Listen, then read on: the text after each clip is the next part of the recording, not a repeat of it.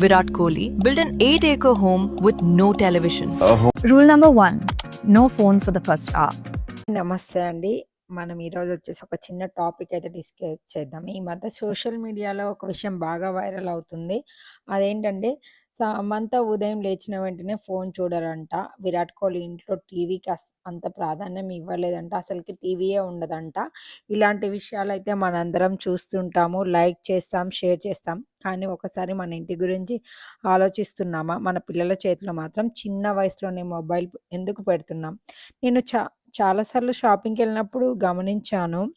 పిల్లలు స్టోర్‌లలో కూర్చొని మొబైల్ చూస్తుంటారు. పేరెంట్స్ మాత్రం ప్రశాంతంగా షాపింగ్ చేస్తుంటారు. అది వారి నిర్ణయం. నేను ఎవరిని విమర్శించడం లేదు. కానీ మా ఇంట్లో మాత్రం మేము వేరే వేనైతే చూజ్ చేసుకున్నాము.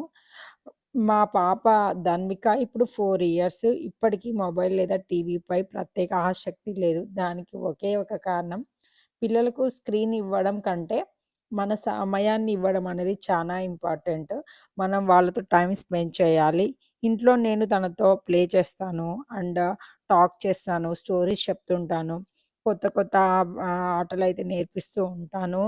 అలాగే మళ్ళీ ఔట్ సైడ్ ఉండే పిల్లలతో ప్లే చేయమని నేను ఎంకరేజ్ చేస్తా ఉంటాను. ఎవరు లేకపోతే నేనే తనతో ఔట్ సైడ్ ప్లే చేస్తాను. అవును, దీనికి నా సమయం ఎక్కువగా స్పెండ్ చేయాల్సి ఉంటుంది. కానీ నాకు అది ఖర్చు కాదు. నా కూతురి బాల్యంలో పెట్టిన పెట్టుబడి అని అయితే నేను థింక్ చేస్తున్నా. అదనక స్కూల్‌కి వెళ్ళిపోతుంది. అప్పుడు నాకు చాలా టైం దొరుకుతుంది. చిన్న వయసులోనే ఎక్కువ స్క్రీన్ టైమ్ వల్ల పిల్లల్లో sleeping problem and concentration, ice problems and so many అయితే అంశాల మీద అయితే నెగెటివ్ ఎఫెక్ట్ అయితే కంపల్సరీ ఉంది అని చాలామంది డాక్టర్స్ మనకు చెప్తూనే ఉంటారు. అందుకే సాధ్యమైనంత వరకు స్క్రీన్ టైం తగ్గిద్దాం.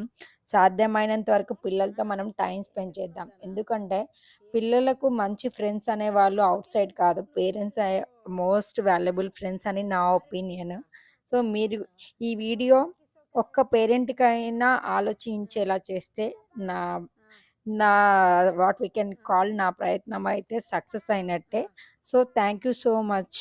పిల్లలకి మొబైల్ ఇవ్వడం చాలా సులభం. కానీ మన టైం ఇవ్వడం వారి భవిష్యత్తుకు ఒక గొప్ప గిఫ్ట్ అని నా ఒపీనియన్.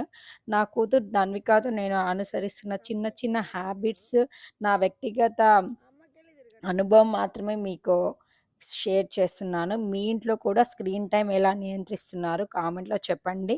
మీకు ఈ వీడియో నచ్చినట్లయితే లైక్ చేయండి, షేర్ చేయండి, కామెంట్ చేయండి.